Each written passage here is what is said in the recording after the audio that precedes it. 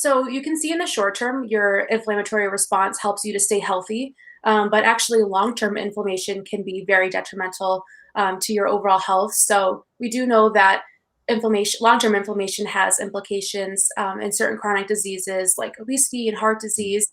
And one example I like to use is the impact of cholesterol. So basically, when you have really high levels in your blood of bad cholesterol, so LDL cholesterol, the cholesterol that you don't want, this cholesterol can then start to leak into your arteries.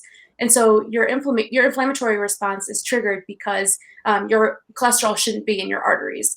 And so what it does is your inflammatory response actually turns this cholesterol and then some other substances into plaque.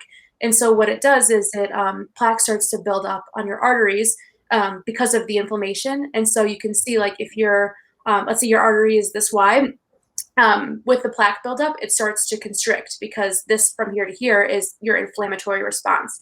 So, and then if you continue to eat certain foods that contribute to higher levels of cholesterol, you can see where your inflammatory response continues until your arteries start to constrict.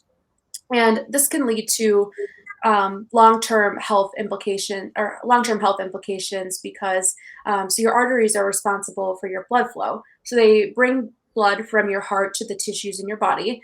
But see, if they're going through a constricted space, they don't have as much.